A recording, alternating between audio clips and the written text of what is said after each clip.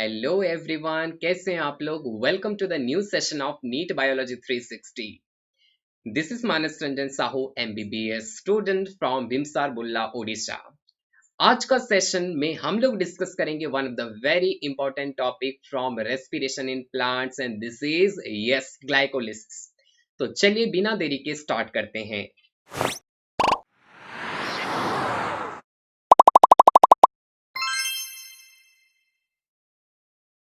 Glycolysis, अगर इस word को हम लोग स्प्लिट करते हैं तो this is glyco plus lysis. Glyco यानी कोई भी शुगर सब्सटेंस लाइक ग्लूकोज और लाइसिस यानी ब्रेक डाउन। तो this is a process of break down of glucose. और ग्लूकोज का ब्रेक डाउन क्यों चाहिए? In order to form energy. Okay, तो एनर्जी फॉर्म के लिए कुछ और स्टेप्स होते हैं। चलिए पहले थोड़ा सा उसके बारे में हम लोग बात कर लेते हैं। First step is glycolysis. Glycolysis में ग्लूकोज ब्रेक डाउन होकर के बनेगा पाइरूवेट, और this pyruvate will enter for Krebs cycle, और उनके बीच में जो रिएक्शन होता है उसको बोलते हैं link reaction. Link reaction and this link reaction यानी formation of acetyl coenzyme from pyruvate. Link reaction के बाद जो एसिटाइल कोएंजाइम बन जाएगा that will enter the Krebs cycle, और इसको हम लोग साइट्रिक एसिड साइकिल भी बोलते हैं। ओके, और ये सब होने के बाद यहाँ पर जो भी आपका NAD बना होगा, FAD बना होगा, ATP तो डायरेक्टली एनर्जी है, but this NAD FAD they will enter the electron transport chain, और वहीं से फाइनली आपका ATP बनेगा। तो last step is electron transport chain और इलेक्ट्रॉन ट्रांसपोर्ट सिस्टम। ना ये सब सेल के अंदर हो रहा है, yes, but remember glycolysis occur with in the cytoplasm. Link reaction और क्रेब्स साइकिल होने के लिए माइटोकॉन्ड्रिया का एंजाइम्स चाहिए, यानी कि they will occur in mitochondrial matrix. Now electron transport chain के लिए जो जो एंजाइम्स चाहिए, जो जो कॉम्प्लेक्सेस चाहिए, वो प्रेजेंट होते हैं माइटोकॉन्ड्रिया के इनर मेम्ब्रेन में। आपको पता है mitochondria is double membrane structure, outer membrane, inner membrane, और इसके इनर मेम्ब्रेन में वो सारे एंजाइम्स होते हैं, यानी ETS will occur in mitochondria का इनर मेम्ब्रेन। ओके, आपको कंसेप्ट समझना है, ठीक है। मेरा हैंड राइटिंग थोड़ा सा just adjust. Okay, now glycolysis cytoplasm में होगा, यानी ये हर सेल में हो सकता है। तो हमारे बॉडी में या प्लांट में या कोई भी एनिमल में जितने भी सेल हैं सभी में ग्लाइकोलिसिस होगा। But link reaction, Krebs cycle and electron transport chain होने के लिए माइटोकॉन्ड्रिया चाहिए, यानी कि अगर माइटोकॉन्ड्रिया नहीं होगा तो ये स्टेप्स नहीं हो सकते। तो मुझे जरा बताइए, हमारे बॉडी का cell RBC, red blood cell, इसमें न्यूक्लियस नहीं होता है, इसमें माइटोकॉन्ड्रिया नहीं होता है। तो मुझे बताइए RBC किस स्टेप से एनर्जी प्रोड्यूस करेगा, वो कमेंट सेक्शन पे आपको बताना है।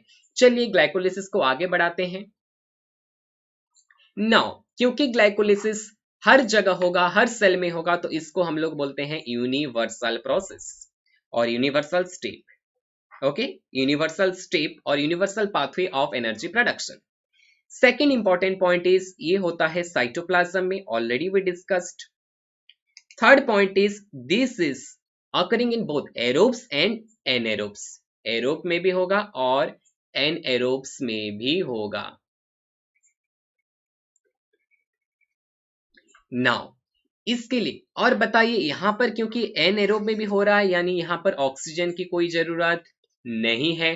जब ऑक्सीजन की जरूरत नहीं है तो यहां पर CO2 भी रिलीज नहीं होगा। तो रिमेंबर, ग्लाइकोलिसिस में कोई भी O2 यूज नहीं होता है या फिर CO2 रिलीज्ड नहीं होता है। ठीक है, आगे बढ़ते हैं। हमने पहले से ही बोला कि ग्लाइकोलिसिस में ग्लूकोज का ब्रेकडाउन होगा और ये बनाएगा pyruvate. Next point is glucose तो सर 6 कार्बन का होता है, पाइरूवेट 3 कार्बन का होता है, यानी एक ग्लूकोज से कितना पाइरूवेट बनेगा? 2 पाइरूवेट्स। ठीक है, इसी बीच में एनर्जी बनता जाएगा। आपको देखने में लग रहा होगा ग्लूकोज से पाइरूवेट बन गया, इसको ग्लाइकोलिसिस बोलते हैं, but remember this is A 10 step process. कितना स्टेप? 10 स्टेप। और रिमेंबर 10 स्टेप प्रोसेस, और इस 10 स्टेप में से कुछ स्टेप इरिवर्सिबल होते हैं, यानी उस उल्टी दिशा में नहीं जा सकते। यानी अगर आप पाइरुवेट डाल दें और बोले कि अभी तो ग्लूकोज बना ले, तो प्लांट या हम लोग उससे ग्लूकोज डायरेक्टली नहीं बना सकते हैं। तो ग्लाइकोलिसिस का रिवर्सल नहीं हो सकता, बिकॉज उसके अंदर 3 स्टेप ऐसे हैं जो कि इरिवर्सिबल होते हैं। तो आपका ये क्वेश्चन इंपॉर्टेंट हो सकता है। So what are the irreversible step? तो step number 1, step number 3 and step number 10. These 3 steps are irreversible. Okay, इतना क्लियर है। नेक्स्ट, ये 10 स्टेप प्रोसेस है। पहले कुछ स्टेप्स में एनर्जी यूज होगा और लास्ट के स्टेप्स में एनर्जी रिलीज होगा, और फाइनली हम लोग चाहते हैं कि यहाँ पर एनर्जी रिलीज हो। तो एनर्जी रिलीज करने के लिए इनिशियली आपको कुछ एनर्जी यूज करना पड़ेगा, यानी कुछ पाने के लिए कुछ खोना पड़ता है, लाइक दैट। तो स्टार्ट करते हैं पूरा सारा स्टेप, और इसको इजीली हम लोग समझेंगे। सबसे पहले है ग्लूकोज।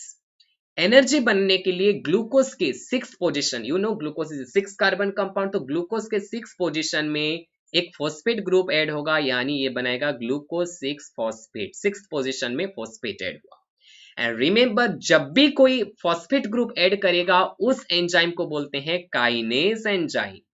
काइनेज का मतलब है फॉस्फेट ग्रुप ऐड करेगा, और जब जब ये फॉस्फेट ग्रुप ऐड करेगा उसके लिए चाहिए एक एटीपी। ठीक है, तो फर्स्ट स्टेप में एक एटीपी यूज होगा, और एटीपी यूज होने से आपको बनेगा, देखो ये ट्राइफॉस्फेट है तो इसमें एक डाइफॉस्फेट बनेगा और एक पीआई सेपरेट हो जाएगा। ठीक है, तो एक एटीपी यूज हुआ। नाउ नेक्स्ट स्टेप में क्या होगा, glucose 6 phosphate. Glucose is 6 carbon compound, fructose is 6 carbon compound, तो वहां पर वो आइसोमराइजेशन होगा और ये बनेगा फ्रक्टोज 6 फॉस्फेट। यानी यहां पर जो एंजाइम यूज होगा उसको बोलेंगे simply isomerase. Enzyme is isomerase. बोलो यहां पर काइनेज नहीं है तो कोई एटीपी यूज नहीं होगा। अब बात करेंगे स्टेप नंबर 3 की। Now step number 3, fructose 6 phosphate. यहां पर और एक फॉस्फेट ऐड होगा और ये बनाएगा फ्रक्टोज। 1 पोजीशन में फॉस्फेट ऐड हुआ, 6 पोजीशन में पहले से था, 2 फॉस्फेट हो गया, तो इसको बोलेंगे फ्रक्टोज 1,6 बिस फॉस्फेट।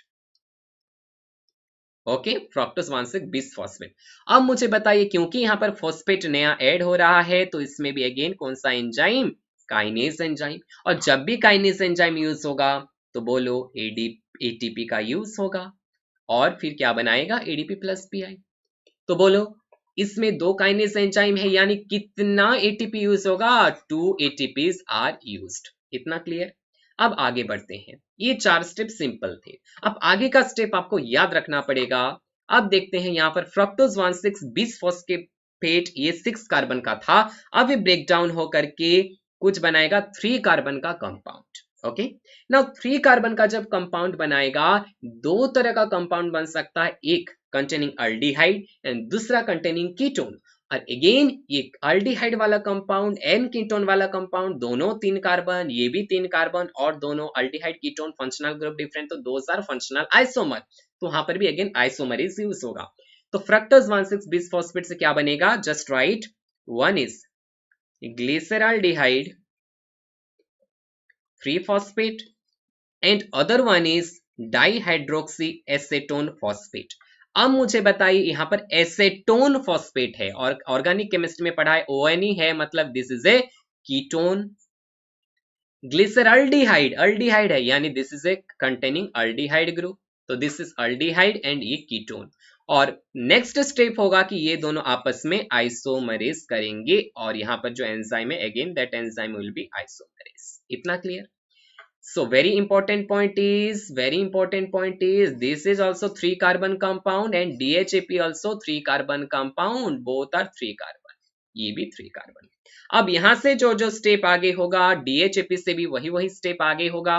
तो मैं यहाँ पर क्या करूंगा, सिर्फ DHAP में लिखूंगा और आपको बोल दूंगा कि यहाँ पर भी है, और या फिर ये कर सकते हैं हम लोग उसमें 2 मल्टीप्लाई करते जाएंगे, क्योंकि वही कंपाउंड दो दो बार बन रहा है, एक ग्लिसरल्डिहाइड 3 फॉस्फेट से और एक डाइहाइड्रोक्सी एसीटोन फॉस्फेट से। इतना क्लियर है। चलिए आगे बढ़ते हैं। नाउ यहां पर कंसीडर कर रहा हूं DHAP, डाइहाइड्रोक्सी एसेटोन फॉस्फेट।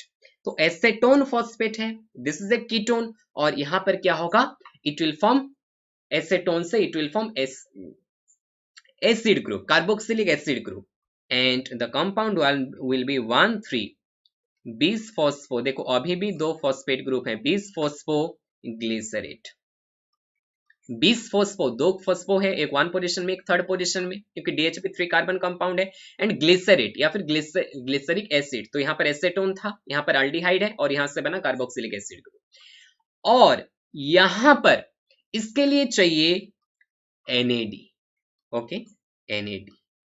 अब बताइए एसेटोन से ये बना कार्बोक्सिलिक एसिड ग्रुप, यानी ऑक्सीडेशन हो रहा है, तो NAD यहां पर यूज होगा और NAD खुद की क्या हो जाएगा, NAD विल बी रिड्यूस्ड, और इसीलिए रिड्यूस्ड यानी that is addition of hydrogen, तो इसको हम लोग बोलते हैं NAD चेंज हो जाएगा NADH में, तो इसको हम लोग बोलेंगे रिडक्शन, ठीक है, ऐसे बोल सकते हैं। और DHAP से 20 फॉस्फोग्लिसरेट बन रहा है, ऑक्सीडेशन हो रहा है, okay. But remember this oxidation is without oxygen, तो इसीलिए इस पूरे स्टेप को हम लोग इनकम्प्लीट ऑक्सीडेशन भी बोलते हैं। और यहां पर कितना NAD यूज होगा, बोलो एक या दो, यस ये 3 कार्बन है, यहां पर 3 कार्बन, तो यहां पर मैं साथ में लिख लूंगा देयर इज 2 NADs यूज हो रहा है, और ये 20 फॉस्फोग्लिसरेट भी कितना बन रहा है, 2 बन रहा है। अब नेक्स्ट स्टेप क्या होगा, फटाफट इसमें हम लोग डिस्कस करेंगे। देखो यहाँ पर 2 फॉस्फेट ग्रुप थे, नेक्स्ट स्टेप में एक फॉस्फेट ग्रुप रिमूव हो जाएगा और ये बनाएगा 3 फॉस्फोग्लिसरेट। अब मुझे बताइए, ओ सॉरी आपको दिख नहीं रहा ना, यस। अब मुझे बताइए यहां पर फर्स्ट पोजीशन से फॉस्फेट रिमूव हो गया, और फॉस्फेट को रिमूव करने में देखो जब फॉस्फेट ऐड करते थे काइनेज एंजाइम ATP यूज होता था, यहां पर जब फॉस्फेट रिमूव करेंगे तो ATP रिलीज होगा, तो इस स्टेप में ATP इज रिलीज्ड, और ATP कहां से रिलीज होता है, ATP is released by ADP plus PI, okay. तो यहां पर एक ATP रिलीज हुआ। अब देखो यहां पर NADH रिलीज हुआ, इस स्टेप में ATP रिलीज हुआ, और जिस स्टेप में डायरेक्टली ATP रिलीज होता है उसको बोलते हैं सबस्ट्रेट लेवल फॉस्फोराइलेशन। क्या बोलेंगे, सबस्ट्रेट लेवल फॉस्फोराइलेशन, यानी ATP का प्रोडक्शन होना, तो सबस्ट्रेट लेवल फॉस्फोराइलेशन, इतना क्लियर है। Next step will B from this 3 phosphoglycerate क्या बनेगा, ना यहां से बनेगा आपका अगेन वो पोजीशन चेंज करेगा एंड ये बनाता है 2 फॉस्फोग्लिसरेट, यानी जो फॉस्फो ग्रुप 3rd पोजीशन में था अब 2nd पोजीशन में आ जाएगा, तो 2 फॉस्फोग्लिसरिक एसिड, इतना clear. And next step phosphoenol pyruvate, that is PEP, phosphoenol pyruvate, and यहाँ पर फॉस्फोइनोल पाइरुवेट से फॉस्फेट रिमूव हो जाएगा, इनोल रिमूव हो जाएगा, and the last step will be formation of pyruvate, और this is called pyruvic acid. देखो carboxylic acid organic chemistry में नोमेनक्लेचर में या तो एसिटिक एसिड बोलते हैं या एसिटेट बोलते हैं, तो एट का मतलब एसिड ही होता है। अगेन अब बताइए यहाँ पर 2 पोजीशन में फॉस्फेट था, ठीक है, यहां पर भी फॉस्फेट है, फॉस्फोइनोल पाइरुवेट यानी फॉस्फेट है, बट यहां पर फॉस्फेट रिमूव हो गया। अब जब फॉस्फेट रिमूव हो जाएगा तो फिर से बताइए, यस अगेन यहां पर ATP रिलीज होगा, और जब जब डायरेक्टली सबस्ट्रेट से ATP रिलीज होता है तो इसको बोलते हैं सबस्ट्रेट लेवल फॉस्फोराइलेशन। तो पूरे ग्लाइकोलिसिस में which steps are irreversible, बताइए, yes 1, 3 and 10, 3 steps are irreversible। कितने स्टेप हैं जहां पर सबस्ट्रेट लेवल फॉस्फोराइलेशन हो रहा है, 2 स्टेप, तो जहां जहां फॉस्फेट डायरेक्टली रिमूव होगा और डायरेक्टली वहां पर ATP बनेगा तो उसमें उसको बोलेंगे सबस्ट्रेट लेवल फॉस्फोराइलेशन। 2 होता है और कितना ATP बनेगा, 2 into 2, 4 ATPs, ओके। कितना NADH बनता है, 1 NADH into 2 यानी 2 NADH। तो अगर मैं बात करूं कि पूरी ग्लाइकोलिसिस में नेट ATP कितना बन रहा है, 2 ATP यूज्ड, ओके, बट कितना फॉर्म्ड हो रहा है, 1 NADH plus 1 substrate level phosphorylation में ATP plus 1 substrate level phosphorylation में ATP, और ये 2 बार हो रहा है, ओके। सो यहां पर ये हो जाएगा 4 ATP, और रिमेंबर हमें फाइनली NADH से ATP बनाना है जो कि इलेक्ट्रॉन ट्रांसपोर्ट चेन में होगा, और रिमेंबर एक NADH 2.5 एटीपी बनाता है, यानी 2 NADH है, कितना एटीपी बनाएगा? यहां से मिलेगा आपको 5 एटीपी और यहां से आपको मिलेगा total 4 ATP. So remember, total ATP formed is equal to 9 ATP. देखो 5 and 4 9 ATP. Next used is 2 ATP. So अगर आपके एग्जाम में क्वेश्चन आया एक बार ग्लाइकोलिसिस में, यानी एक ग्लूकोज का ग्लाइकोलिसिस में नेट एटीपी कितना फॉर्म होता है, नेट वर्ड अगर आएगा तो दैट इज 9 - 2 = 7 एटीपी। ठीक है, ध्यान रखना। एक पॉइंट और बता दूं, पहले जो है एक NADH से 3 एटीपी ऐसा मानते थे, बट रिमेंबर अभी वो चेंज हो गया है, 1 NADH से 2.5 एटीपी बनता है। इसी तरह से जब आप आगे पढ़ेंगे क्रेब्स साइकिल में, 1 FADH से आपका 1.5 एटीपी बनता है। ओके, सो इतना आपको समझ में आ गया। कितना का एक काइनेज यानी फॉस्फेट ऐड करेगा तो वहां पर एटीपी यूज होगा, फॉस्फेट जब रिमूव होगा तो वहां पर एटीपी बनेगा और यहाँ पर एक स्टेप में NADH बनता है।